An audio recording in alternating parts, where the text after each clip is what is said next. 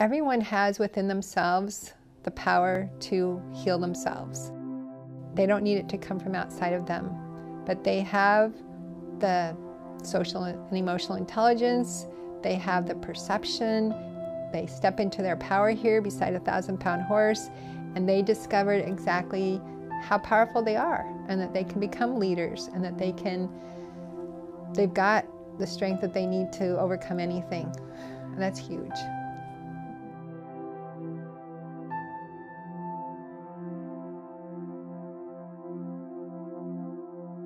Life can kind of throw kids some pretty fast curveballs, and there's a lot of woundedness that can happen between school and all kinds of family situations and everything. So the horses, the animals that we had kind of helped our family get through, and we just started putting them together and making notes of what we saw. And then I got lots of training around the country on horses and people and healing, and I started Animals as Natural Therapy about 17 years ago.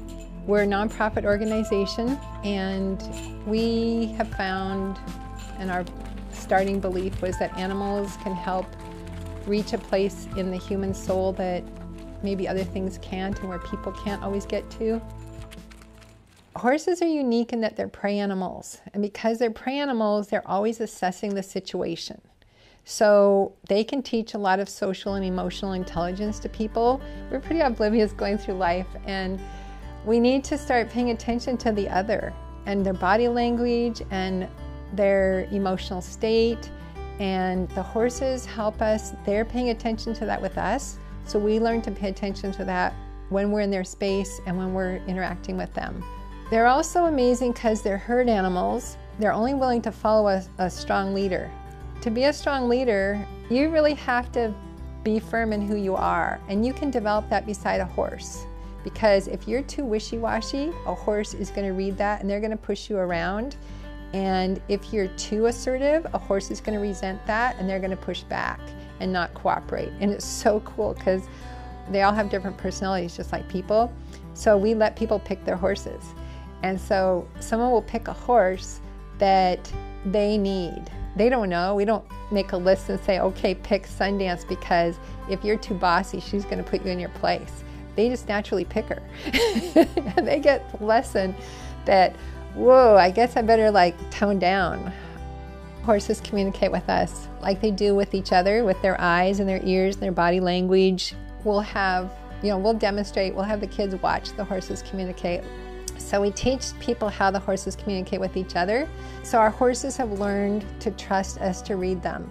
The way they communicate with us, even more than that, is when you're training a horse and they lick and chew, that is when they kind of have absorbed what you're trying to teach them. It means they get it.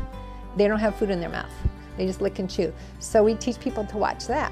So if you're getting close to the truth about something that you're grappling with, and your horse licks and chew, they agree with you. When you're talking about a friend who might be good for you, they might lick and chew, because they know that in your heart, they sense it.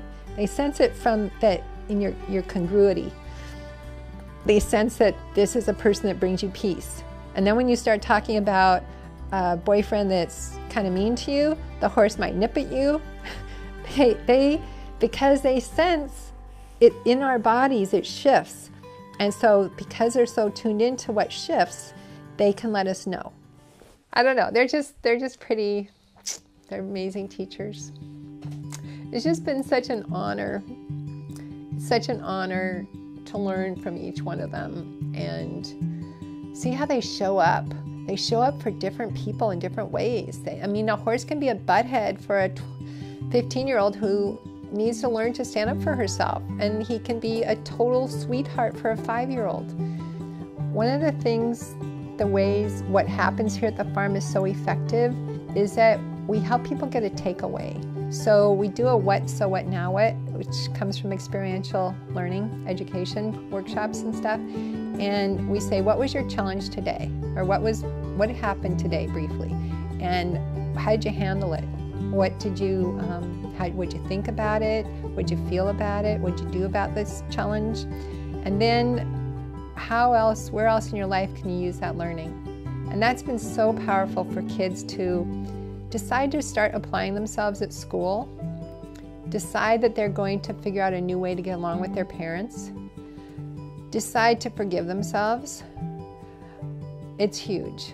So that takeaway is a very powerful part of what we do. People I run into, they don't forget their lessons that they learned here. They don't forget how they felt about this place.